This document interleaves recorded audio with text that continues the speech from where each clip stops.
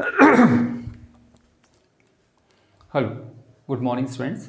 जैसा कि आप जानते हैं इसमें एक सीरीज़ चल रही है और ये सीरीज़ उन सभी स्टूडेंट्स के लिए इम्पोर्टेंट है जो स्पोकन इंग्लिश सीखना चाहते हैं और वो स्टूडेंट्स जो कंपटीशन की तैयारी कर रहे हैं। कंपटीशन कोई सा भी हो, वो बैंकिंग का हो, SSC, NDA, CDS, CPO, CLAT, GMAT, CAT, कोई सा भी एग्ज़ाम हो उसकी तैयारी कर रहे हो, या ये वीडियो उन लोगों के लिए भी ज़रूरी है जो स्पोकन इंग्लिश सीखना चाहते हैं, है ना। जैसे सीरीज़ के आप थंबनेल में भी देख सकते हैं, मैंने पहले ऑलरेडी डाल चुका हूँ। इसकी मैं 5 वीडियो ऑलरेडी अपलोड कर चुका हूँ, डे 1 से लेकर डे 5 की। ये जो आज की वीडियो है ये डे 6 की वीडियो है और ये स्पोकन इंग्लिश सीखने वाले स्टूडेंट्स के लिए इम्पॉर्टेंट कैसे हो जाती है तो वो भी मैं बता देता हूँ कि इसके लिए आपको ट्रांसलेशन आना चाहिए। Translation means from Hindi into English और इंग्लिश इनटू हिंदी। अगर आपको ट्रांसलेशन करना नहीं आ रहा है तो how do you start speaking English. तो बेहतर होगा कि आप पहले हम और अपने कंसेप्ट्स क्लियर करें, क्योंकि कभी भी ट्रिक से या कुछ सेंटेंसेस याद करने से इंग्लिश कभी किसी को ना आई और ना आएगी, जहाँ तक मुझे लगता है। इसीलिए हम इसको, मैंने जो सीरीज़ चलाई है वो बिल्कुल बेसिक से स्टार्ट किया है मैंने, use of is are am, उसके बाद से। तो आप जिसने नहीं देखी है वो डे 1 से लेकर डे 5 वाली वीडियो देखें। और आज से जो डे 6 में स्टार्ट होने जा रहा है टॉपिक, और उस टॉपिक का नाम है टेंस। कुछ लोगों की मेंटालिटी रहती है कि टेंसेस से के बिना ही इंग्लिश आ जाएगी। मुझे जो लगता है, जो मेरा एक्सपीरियंस रहा है, उससे ये लगता है कि बिना टेंसेस के क्लियरिटी नहीं आ पाती है, ठीक है, खासकर कॉम्पिटिशन स्टूडेंट्स के लिए। स्पोकन इंग्लिश में दैट्स ओके चलेगा, I don't know, he don't know students बोल देते हैं, that's okay, it will do. But in case of grammar for competition students that is quite impossible, that can never be possible. So हमारे लिए अच्छा होगा कि हम अपने बेसिक कंसेप्ट्स को बहुत अच्छे से क्लियर करें और बिल्कुल अच्छे से सीखें। तो चलिए स्टार्ट करते हैं आज के टॉपिक को हम। और आज का हमारा टॉपिक है टेंस।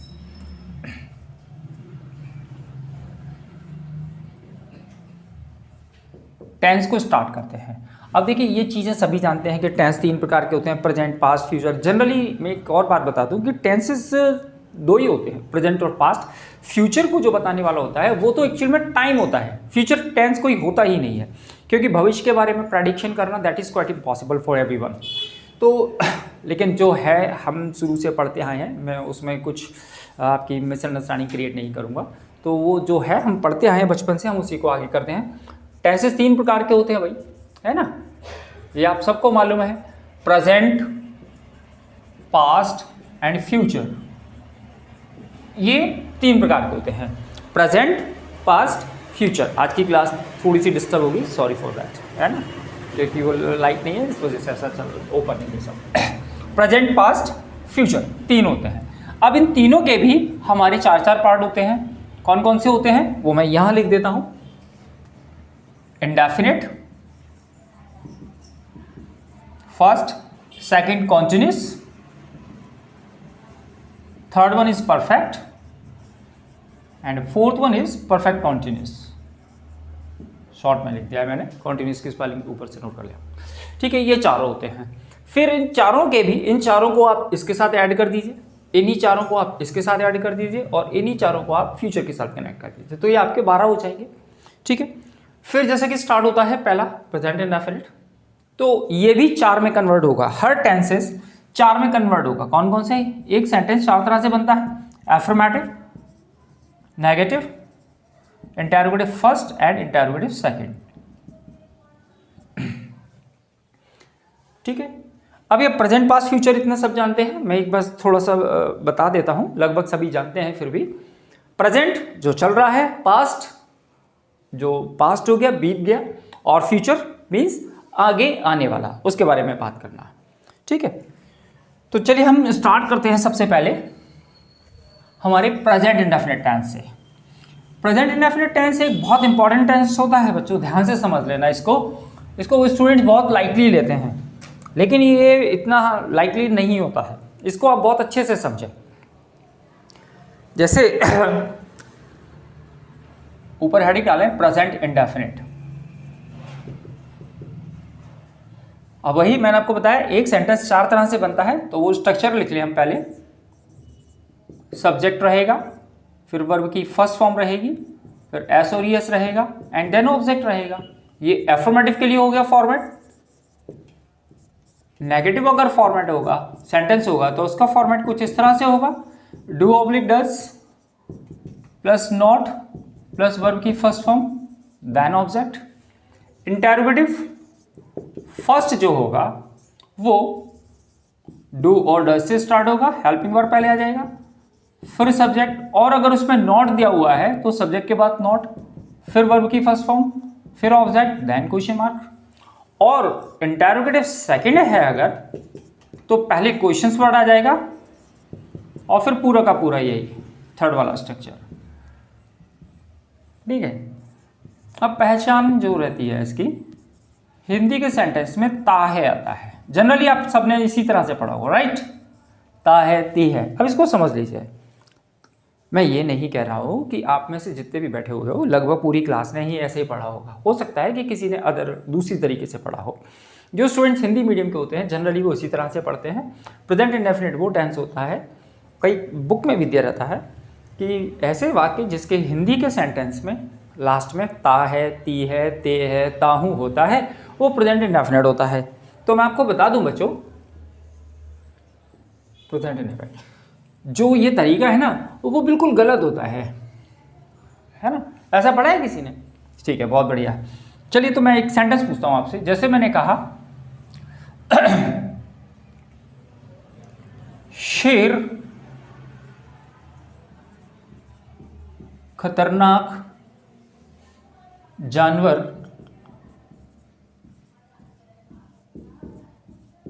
होता है। चलिए अब देखिए, लास्ट में क्या आना चाहिए? ता है, ती है, तो आपका ता है आ गया। ठीक है, अब आप इसको मुझे इस फॉर्मेट में रख के बता दीजिए, सेंटेंस एफर्मेटिव है। अब आप मुझे करके बता दीजिए, आपके हिसाब से तो ये क्या हो गया? प्रेजेंट इंडेफिनिट ही तो हुआ ये। ऐसे वाक्य, ऐसे हिंदी के वाक्य जिसके लास्ट में ता है, ती है, ते है आता है, वो प्रेजेंट इंडेफिनिट होता है। ऐसे ही है ना, यही पढ़ा है आपने। तो अब आप मुझे बताओ, इसको प्रेजेंट इंडेफिनिट में मुझे करके दिखाओ जरा। जो भी करके बता देगा इसको, इस वाले सेंटेंस को प्रेजेंट इंडेफिनिट में, उसको उसकी पूरी फीस माफ। चलिए, जो भी करके बता दे, हाँ, लेकिन सिर्फ 30 सेकेंड्स। नहीं आता किसी को? चलिए, तो वी शुड नॉट वेस्ट और 30 सेकेंड ऑल्सो। चलो छोड़ो, एक्चुअली में ये प्रेजेंट इंडेफिनिट है नहीं है बच्चों। वो क्यों नहीं है, ध्यान से समझ लीजिए। तो प्रेजेंट इंडेफिनिट की ये जो इन्फॉर्मेशन होती है ना, वो इनकम्प्लीट होती है, यानी कि अधूरी है। ये पूरा वाक्य नहीं है, पूरी इन्फॉर्मेशन नहीं है मैं ये प्रेजेंट इंडेफिनिट के बारे में। प्रेजेंट इंडेफिनिट वो होता है जिसमें ये तो हो ही, ता है, ती है, ये तो हो ही, लेकिन साथ में एक एक्शन वर्ब भी होनी चाहिए। एक्शन वर्ब, अगर आपके ता है, ती है के साथ में एक्शन वर्ब है तभी वो प्रेजेंट इंडेफिनिट होगा, और अगर ता है, ती है के साथ एक्शन वर्ब नहीं है तो वो प्रेजेंट इंडेफिनिट भी नहीं है।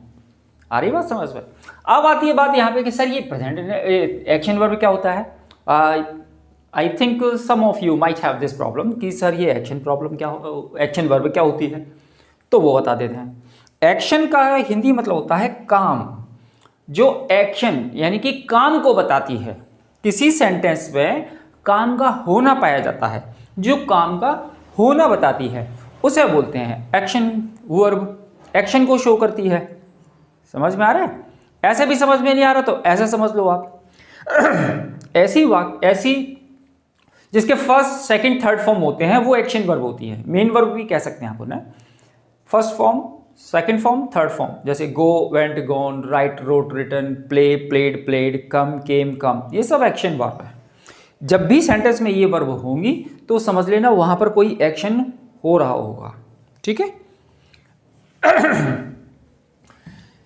तो ता है, ती है के साथ भैया एक्शन वर्ब भी होनी चाहिए। अब यहां पर देखिए इस वाले सेंटेंस को, यहां पर कोई काम हो रहा है क्या? नहीं। Here just we are getting an information about the line and nothing else. हमें सिर्फ एक शेर के बारे में जानकारी मिल रही है, हमें ये यहां कोई काम नहीं हो रहा है। ठीक है ना। शेर खतरनाक शिकार करता है, ये शिकार करना, ये वर्ब आ गई, ये होगा आपका प्रेजेंट इंडेफिनिट। अब यहां तो हमें एक शेर के बारे में सिर्फ जानकारी दी जा रही है, ये एक सिंपल सेंटेंस है, जो लिंकिंग वर्ब से कनेक्ट होगा। सब्जेक्ट कॉम्प्लीमेंट दिया हुआ है इसमें, the lion is dangerous, simple. ठीक है, तो आगे बात समझ में। प्रेजेंट इंडेफिनिट वो होता है ताहे तीहे प्लस एक्शन वर्ब हो, तब जाकर वो आपका प्रेजेंट इंडेफिनिट बनता है। ठीक है, अब इसको अपन एग्जांपल से समझते हैं। जैसे मैंने लिखा पहला एग्जांपल सिंपल तरीके से, जैसे गोपाल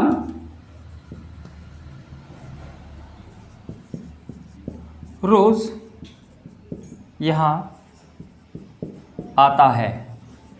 देखिए समझ लीजिए, गोपाल रोज यहां आता है, ताहे दिया हुआ है और इस ता के साथ ही ये वर्ब दी हुई है आना। अब आप ये मत कह देना प्लीज़ कि सर इसमें तो आता लिखा हुआ है और आना को वो आना होता है, ये अंडरस्टूड है, ये चीज़ें तो समझ रहे होंगे आप, है ना। आता है यानी कि ये एक्शन वर्ब दी हुई है, ये एक्शन वर्ब है हमारी, ताहे भी दिया हुआ है, यानी कि ये हमारा प्रेजेंट इंडेफिनिट है। अब वही एक सेंटेंस 4 तरह से बनता है, तो ये एफर्मेटिव हुआ जिसे हम साधारण कहते हैं, गोपाल रोज यहाँ आता है। अगर ये नेगेटिव होगा तो ये गोपाल रोज यहाँ नहीं आता है।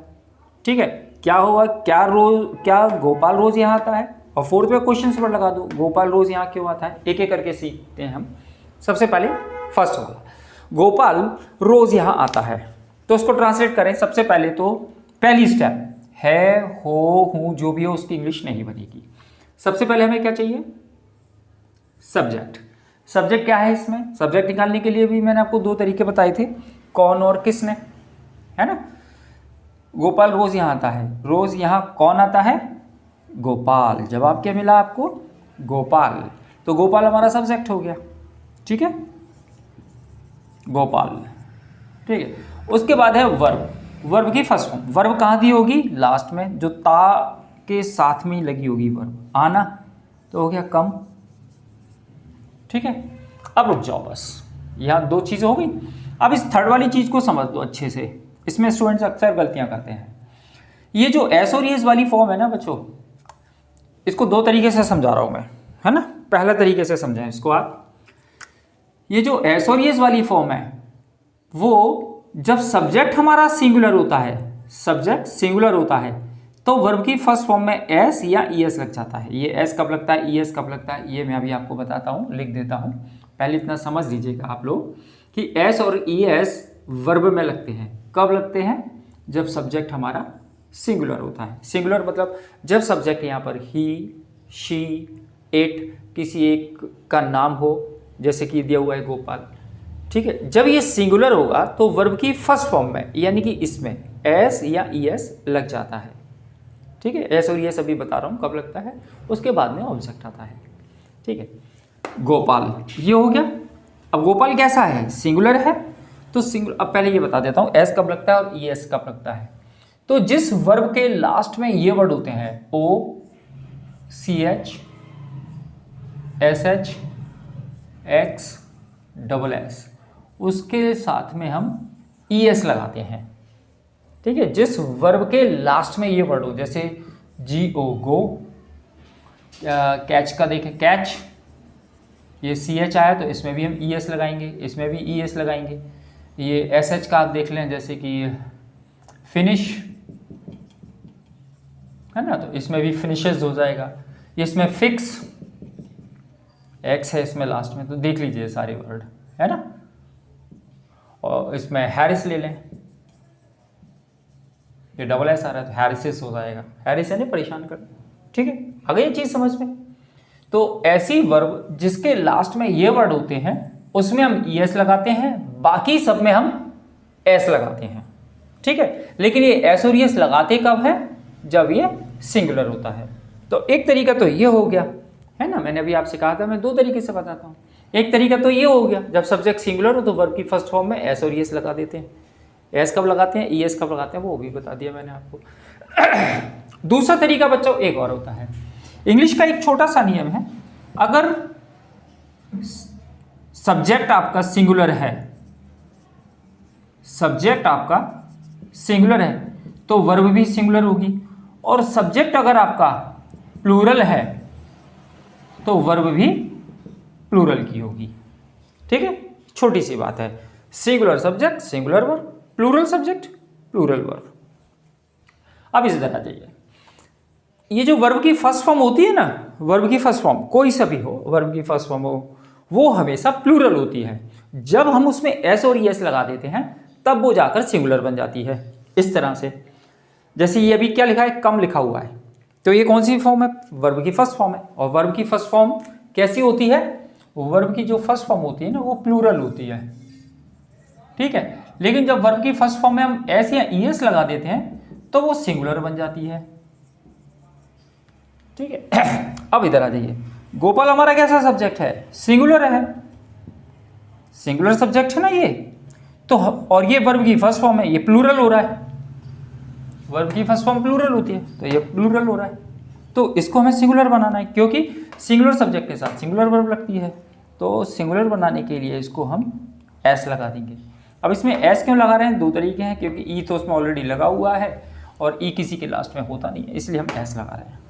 गोपाल कम्स, ठीक है, ये एक्चुअली में इंट्रांसिटिव वर्ब है इसलिए इसकी एडवर्ब आ जाएगी। गोपाल कम्स हियर डेली, समय बताने वाले वर्ड हमेशा लास्ट में लिखे जाते हैं क्योंकि वो एडवर्ब ऑफ टाइम होते हैं। गोपाल कम्स हियर डेली, ठीक है, दो तरीके से मैंने बता दिया। आई होप कि आप लोगों को दोनों में से जो तरीका इजी लगता है आप उससे सीख सकते हैं। एक और सेंटेंस देख लेते हैं, जैसे मैंने लिखा राधा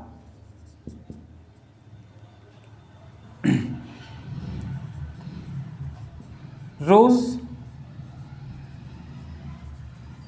न्यूज़पेपर पढ़ती है, राधा रोज न्यूज़पेपर पढ़ती है। तो सबसे पहले हमें क्या चाहिए, एफर्मेटिव सेंटेंस है, सिंपल सेंटेंस है। सबसे पहले सब्जेक्ट, कौन न्यूज़पेपर पढ़ता है भाई, राधा, तो ये राधा हो गया। सब्जेक्ट के बाद वर्ब, मैंने पहली स्टेप बताया था कि इसकी तो इंग्लिश बननी नहीं है, जैसे इसको काटा था इसको भी काटो, ये सब्जेक्ट हो गया। उसके बाद डायरेक्ट वर्ब यहाँ पर दी होगी, इसके ता के साथ में लगी होगी, ता ती जो भी होगा उसके साथ में लगी होगी। पढ़ना, पढ़ना क्या क्या हो गया, रीड। अब यहाँ पर एक और बात बता दूं, किसी बच्चे के दिमाग में आएगा ये स्टडी, तो रीड यानी होता है कोई ऐसी चीज़ पढ़ना जो एक बार पढ़ के रख दी जाती है।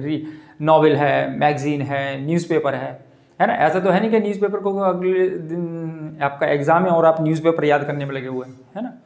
तो स्टडी वर्ब ना लगाएं, यहाँ पे किसी के दिमाग में आ रहा होगा स्टडी वर्ब नहीं लगेगी, क्योंकि स्टडी का मतलब होता है अपनी कोर्स की स्टडी करना, ठीक है ना। इसलिए स्टडी रूम होता है, रीड रूम नहीं होता। राधा रीड, अब राधा वही सिंगुलर है और ये वर्ब की फर्स्ट फॉर्म प्लूरल है, तो इसको हम एस या ईएस लगेगा। अब ये देख लो एस लगेगा या ईएस लगेगा, तो चूंकि डी है लास्ट में, डी इसमें कहीं पर नहीं दिया हुआ तो इसमें हम एस लगाएंगे। राधा रीड्स, और न्यूज़पेपर के पहले मैंने आर्टिकल वाले चैप्टर में बताया है द लगता है, राधा रीड्स द न्यूज़पेपर, और रोज दिया हुआ है तो डेली या एवरीडे कुछ भी लिख सकते हैं आप। Radha reads the newspaper daily, समझ में आया इतना, चलिए नोट कर लीजिए इसको। 3 चलिए, प्रेजेंट इंडेफिनिट का एफर्मेटिव वाला पार्ट हम कर चुके हैं। चलिए अब प्रेजेंट इंडेफिनिट का पार्ट नंबर 2 यानी कि सेकंड टाइप एफर्मेटिव हमारा हो चुका है। अब स्टार्ट कर रहे हैं हम नेगेटिव। तो प्रेजेंट इंडेफिनिट का ये नेगेटिव है, नेगेटिव का स्ट्रक्चर ये ऑलरेडी लिखा हुआ है, सब्जेक्ट प्लस डू नॉट या डज नॉट, फिर वर्ब की फर्स्ट फॉर्म, फिर ऑब्जेक्ट। इसमें एक चीज़ अच्छी है कि अब एस और एस का हेड ही खत्म हो गया, ये जो हमारा ऊपर लिखा हुआ है ना इसको हटा ही दो, अब इसका हमारा काम ही खत्म हो गया। अब एस और एस से हमें कोई लेना देना नहीं है, चाहे सब्जेक्ट सिंगुलर हो प्लूरल हो कुछ भी हो, एस और एस कुछ नहीं, अब केवल वर्ब की फर्स्ट फॉर्म आएगी, ठीक है। सिंगुलर सब्जेक्ट, आप जिसको ये प्रॉब्लम हो, जिसको ये नहीं मालूम है तो वो ये लिख ले, डू आएगा आपका इनके साथ आई यू वी दे और प्लूरल, और डज आएगा आपका ही शी इट और सिंगुलर के साथ। अब ऐसा होता क्यों है, तो आपको अगर समझ सके तो मैं वो भी बता दूं। देखिए ध्यान से, इसमें ईएस लगा हुआ है डज में, और ईएस कब लगता है, अभी अपन ने किया था गो का गोज किया था, सिंगुलर के साथ करते हैं हम, सिंगुलर के साथ एस और ईएस लगाते हैं, और प्लूरल के साथ I you we they, I you do किसके साथ लगाते हैं, आई यू वी दे और प्लूरल के साथ। चलिए तो ये डू क्लियर हो गया और डज भी क्लियर हो गया। डू प्लूरल के साथ, आई यू वी दे और प्लूरल के साथ। हालांकि आई सिंगुलर काउंट होता है लेकिन इंग्लिश में आई के साथ प्लूरल की वर्ब लगती है। और डज सिंगुलर के साथ, ही शी इट और सिंगुलर के साथ। चलिए अब इसको हम सेंटेंस को एग्जाम्पल से समझते हैं।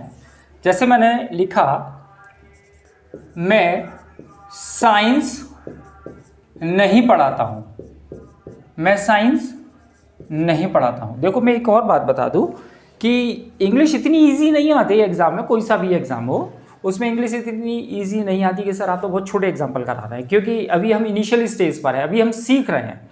अगर एकदम लॉन्ग एग्जाम्पल्स लेंगे तो हमें प्रॉब्लम हो जाएगी, इसलिए हमें पहले बेसिक क्लियर करना है। तो इसलिए मैं छोटे छोटे एग्जाम्पल लेकर चल रहा हूँ, क्योंकि चाहे आप एग्जाम्पल छोटा हो या बड़ा हो, फॉर्मेट यही लगेगा, कॉन्सेप्ट सब कुछ वही रहता है, ठीक है ना। तो आगे करते हैं इसको। हम कौन सा कर रहे हैं, नेगेटिव। नेगेटिव में क्या होता है, हिंदी का नहीं होगा, आपका ये नहीं हटा दो तो एफर्मेटिव हो जाएगा। मैं साइंस पढ़ाता हूं, तो इसको ट्रांसलेट करें, मैं साइंस नहीं पढ़ाता हूं। नेगेटिव दिया हुआ है, नहीं लगा हुआ है हिंदी में, तो समझ लेना ये नेगेटिव है। उसके लिए, नेगेटिव के लिए ये फॉर्मेट है ना। तो सबसे पहले हमें सब्जेक्ट, सब्जेक्ट हो गया। सब्जेक्ट के बाद डू नॉट या डज नॉट, दोनों में से कोई सा भी एक नोट आएगा। तो आई के साथ ऑलरेडी लिखा हुआ है डू, तो आई डू नॉट। हम डू नॉट को शॉर्ट में डोंट भी लिख सकते हैं, और डज नॉट को शॉर्ट में हम डजंट भी लिख सकते हैं, आई डू नॉट। उसके बाद क्या है, वर्ब की फर्स्ट फॉर्म। याद रखिए एक और चीज़ बता दूं, आपको स्टेप बाय स्टेप आगे बढ़ना है ना। तो हमारा नॉट तक हो गया, उसके बाद है वर्ब की फर्स्ट फॉर्म। इसकी तो इंग्लिश बनेगी नहीं। वर्ब कहाँ होती है, ये मैंने स्टार्टिंग में बताया था एफर्मेटिव वाले में, ता के साथ पढ़ाना। टीच पढ़ना होता तो रीड होता ना बेटा, रीड स्टडी होता, अभी पढ़ाना है ना। मैं साइंस नहीं पढ़ाता हूँ, आई डू नॉट टीच। उसके बाद है ऑब्जेक्ट। ऑब्जेक्ट के लिए भी दो वर्ड बताए थे मैंने। सब्जेक्ट के लिए कौन और किसने, कौन साइंस कौन नहीं पढ़ाता है, मैं नहीं पढ़ाता हूँ, ठीक है। ऑब्जेक्ट का पता करने के लिए क्या वर्ड बताए थे, व्हाट और हुम, क्या और किसको। क्या से जो रिप्लाई होगा वो आपका डायरेक्ट ऑब्जेक्ट होगा, और हुम से यानी कि किसको से जो रिप्लाई होगा वो इनडायरेक्ट ऑब्जेक्ट होगा। चलिए, क्या नहीं पढ़ाता हूँ, science, I do not teach science, I do not teach science, ठीक है। एक और देखते हैं,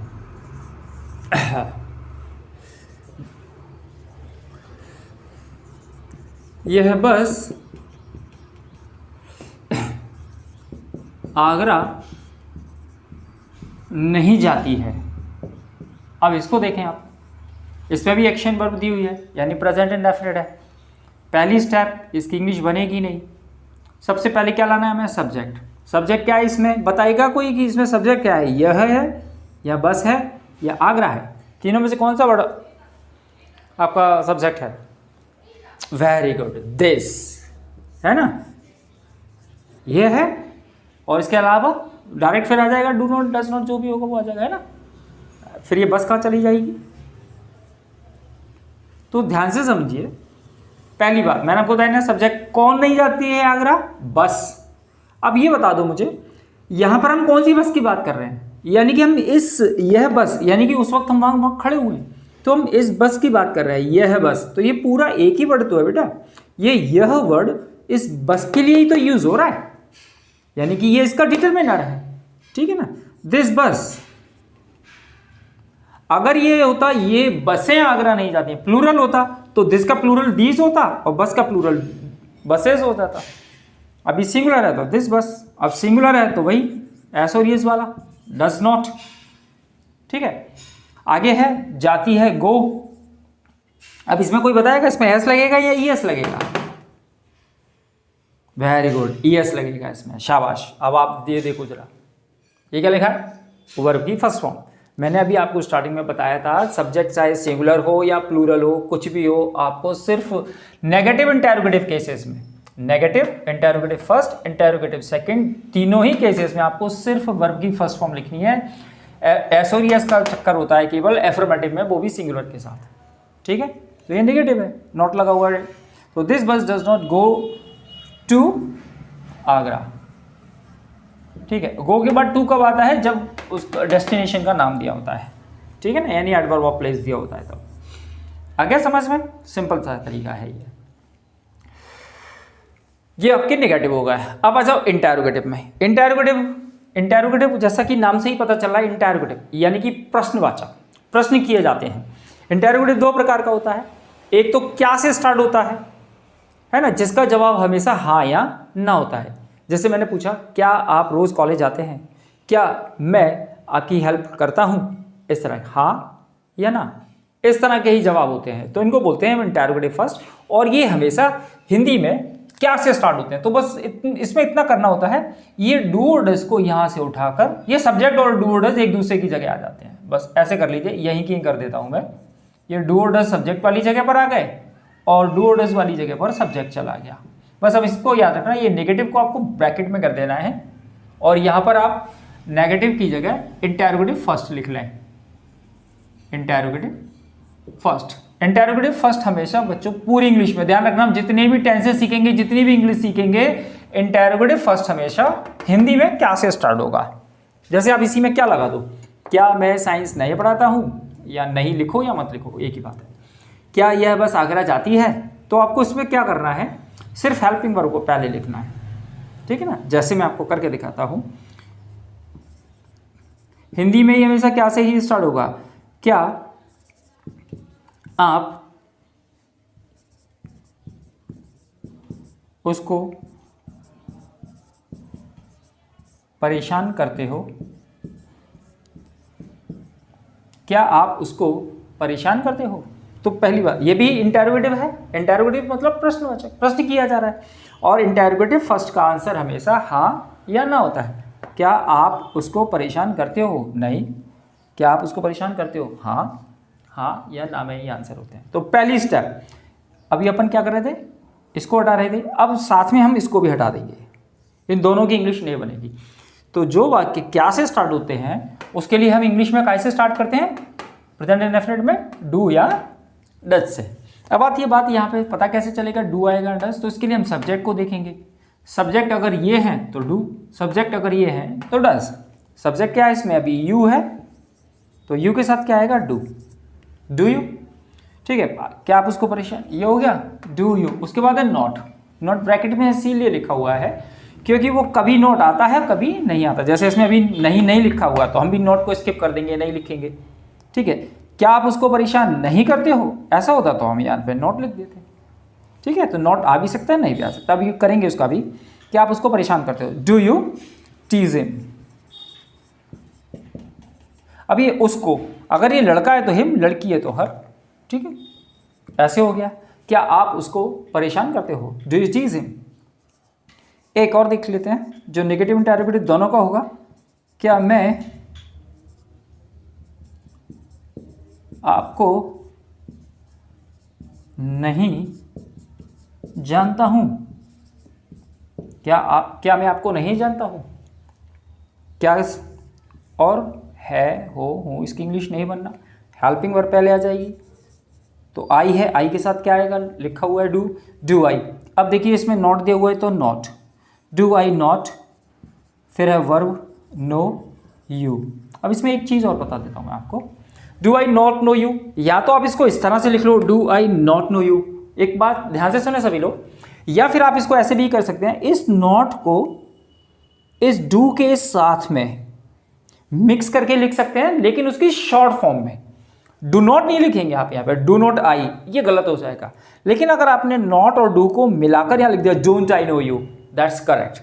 ये भी don't you know, don't you tease him, ऐसे भी हो सकता है। ये डजंट दिस बस गो टू आगरा, ऐसे हो जाएगा। याद रखना, फिर से बताऊँ, डू नॉट अगर सेंटेंस नेगेटिव और इंटरोगेटिव है और नॉट को आपको पहले ही लिखना है तो वो शॉर्ट फॉर्म में लिखा जाएगा, फुल फॉर्म में नहीं। डू नॉट ये लिख देंगे तो गलत हो जाएगा, नॉट को साथ में डोंट आई नो यू, इस तरह से हो जाएगा, ठीक है। क्या मेरी बात समझ पा रहे हैं आप लोग, ठीक है, बहुत बढ़िया। चलिए आगे बढ़े, ये हमारा कुछ इंटरोगेटिव सेकंड पर आ जाओ आप। इंटरोगेटिव सेकंड कर लो आप इसको यहीं पर। इंटरोगेटिव सेकंड में हमें क्या करना है, अब ये हिंदी का सेंटेंस क्या से स्टार्ट नहीं होगा, क्वेश्चंस वर्ड आ जाएगा इसमें। क्वेश्चंस वर्ड होते क्या हैं, सबसे पहले ये बताएं। QW क्वेश्चंस वर्ड, इनके 3 नाम होते हैं। इनको इंटरोगेटिव प्रोनाउन भी कहते हैं, इनको WH वर्ड भी कहते हैं, और इनको क्वेश्चन वर्ड भी कहते हैं। इनको WH वर्ड इसलिए कहते हैं क्योंकि ये हमेशा W या H से ही स्टार्ट होते हैं, ठीक है। कब, क्यों, कहाँ, कैसे, क्या, कौन सा, कौन सी, ये सब आपके क्वेश्चंस वर्ड होते हैं। तो अब क्या होगा, हिंदी सेंटेंस क्या से स्टार्ट नहीं होगा, ये क्वेश्चंस वर्ड हिंदी सेंटेंस के बीच में आएंगे, याद रखिएगा। जैसे मैं साइंस क्यों पढ़ाता हूँ, यह बस आगरा क्यों नहीं जाती है, आप उसको परेशान कब करते हो, कैसे करते हो, कहाँ करते हो, इस तरह के सेंटेंसेस, ये भी इंटरोगेटिव है, ये थोड़े से एक्सप्लेनेशन देने वाले होते हैं। ठीक है, तो इसमें हमें कुछ नहीं करना होता है, सिर्फ डू और डज से पहले, इंटरोगेटिव फर्स्ट में ये था, डू और डज था, अब डू और डज से पहले हमें क्वेश्चंस वर्ड की इंग्लिश बना देनी है। जैसे मैंने कहा, मोहन मुझे कैसे जानता है, कैसे जानता है। ठीक है ना, पहचान तो वही रहेगी सभी में, चारों में ही, है ना। मोहन मुझे कैसे जानता है, ये भी मैं इंटरोगेटिव कर रहा हूँ, प्रश्न कर रहा हूँ, तो इसमें कैसे, ये क्वेश्चंस वर्ड आ रहा है, तो कैसे की इंग्लिश सबसे पहले क्वेश्चंस वर्ड हाउ, उसके बाद डू या डज में से तो वो सब्जेक्ट देखेंगे, मोहन सिंगुलर है, सिंगुलर के साथ डज, हाउ डज, सब्जेक्ट क्या है, मोहन, उसके बाद है नॉट, नॉट इसमें दिया नहीं है ना, नहीं दिया तो हम भी आगे बढ़ जाएंगे। वर्ब, वर्ब कहाँ होती है, ता के साथ, नो, और फिर ऑब्जेक्ट इसमें किसको, मुझे, indirect object. How does Mohan know me, how does Mohan know me. याद रखिए, इंटरोगेटिव सेकंड में जनरली इट हैपेंस, स्टूडेंट्स क्या करते हैं कि वो अपने ऐसे बनाना शुरू कर देते हैं। So we have to go according to the structure, we have to follow the structure. In beginning you may have some problems, but you have to give priority your structure. Structure से आपको सीखना है, structure से आप सामने रखें और फिर इस तरह की प्रैक्टिस करें, तभी आपको क्लियरिटी आएगी, है ना। कभी कभी क्या होता है, क्वेश्चंस वर्ड इसमें भी नॉट आ सकता है, जैसे वह आपको क्यों नहीं डांटता है, वो आपको क्यों नहीं डांटता है ना, वो आपको क्यों नहीं डांटता है, तो क्यों आ रहा है, तो क्यों की इंग्लिश पहले वाई, क्वेश्चंस वर्ड हो गया वाई, उसके बाद डू डज में से एक सब्जेक्ट सिंगुलर है, ही, तो ही के साथ आ गया does, Y does he not, ये नॉट दिया हुआ है, सब्जेक्ट के बाद नॉट, नेगेटिव इंटरोगेटिव में सब्जेक्ट के बाद नॉट लिखना है। या फिर मैंने आपको बताया इसमें भी आप ऐसे कर सकते हैं, short form why doesn't he, that is also correct, why does he not या वाई डजंट ही, डांटना को scold you, why does he not scold you. तो ये आपके बच्चों प्रेजेंट इंडेफिनिट के चारों टेंसेस, चारों फॉर्मेट हो गए हैं, अफर्मेटिव, नेगेटिव, इंटरोगेटिव फर्स्ट और interrogative second. We have completed everything. Now there are some important rules for present indefinite, कि वो ऐसी कुछ चीज़ें होती हैं जिसमें प्रेजेंट इंडेफिनिट का यूज़ होता है। जैसे मैं आपको जनरली वैसे ही बता देता हूँ, जैसे आप न्यूज़पेपर की हेडलाइंस होती है, वो कमिंग फ्यूचर को शो करती है। जैसे the prime minister leaves for Japan tomorrow, tomorrow यानी कि प्रेजेंट इंडेफिनिट में बनती है। न्यूज़पेपर की जो हेडलाइंस होती है वो प्रेजेंट इंडेफिनिट में बनती है। क्रिकेट की कमेंट्री होती है वो भी जनरली प्रेजेंट में होती है। सेकेंडरी, अगर किसी भी चीज़ का कोई ब्रोशर दी हुई है, जो आती है ना बुकलेट वगैरह, कोई उसे ब्रोशर बोलते हैं, तो उस ब्रोशर को भी आप देखना, वो भी जनरली प्रेजेंट में होती है। ठीक है, और जो जनरल या साइंटिफिक फैक्ट्स होते हैं, साइंटिफिक फैक्ट्स होते हैं, यूनिवर्सल ट्रूथ होते हैं, डेली एक्शन बताने वाले काम होते हैं, ये सब प्रेजेंट इंडेफिनिट में बनते हैं। जैसे my class starts at 8 o'clock daily, ये डेली एक्शन वाला काम है, ये काम डेली होता है। जो डेली एक्शन बताने वाले काम होते हैं वो प्रेजेंट इंडेफिनिट में ही बनते हैं। ठीक है, your school bus comes at 7:30 AM, ठीक है, डेली आती है वो बस। तो जो काम रूटीन में होता है वो आपका प्रेजेंट में बनता है। नेक्स्ट, आपका ऐसा काम जो प्रेजेंट, पास्ट और फ्यूचर तीनों को डिनोट करता है, वो भी प्रेजेंट में बनता है। जैसे आपको मैं बताऊं, दिवाली कम्स आफ्टर अक्टूबर और नवंबर, या ऐसे कर लीजिए, winter comes after Diwali, winter comes after Diwali, यानी कि जो विंटर है वो दिवाली के बाद आती है। ऐसा नहीं है कि आजकल आने लगी है या 2-4-6 साल से आने लगी है, पहले भी आती थी, आज भी आएगी, आती है और आगे भी आएगी। अब किसी स्टूडेंट्स के दिमाग में ये होगा कि सर आगे आएगी, आपको कैसे मालूम? तो जनरली फ्यूचर के बारे में हम सिर्फ स्पेकुलेट करते हैं कि ऐसा होगा, आगे भविष्य किसी ने नहीं देखा भाई, सो हम जनरली गैस करते हैं उसके बारे में, ठीक है ना। तो आगे भी आएगी, लेकिन अभी तो कंफर्म है, जब तक हम लोग हैं तब तक तो आएगी, तो कंफर्म है, ठीक है ना। तो इस तरह की जो चीज़ें होती हैं ये भी प्रेजेंट इंडेफिनिट में ही बनती हैं। आई होप कि मैं आप लोगों को अपनी बात समझा पाया होऊंगा। अगर किसी के कोई भी डाउट्स है, if you have any doubts, any confusion in your mind, you can share me your doubts, you can write me in your comment box and I will try my best to resolve your problems. Thank you.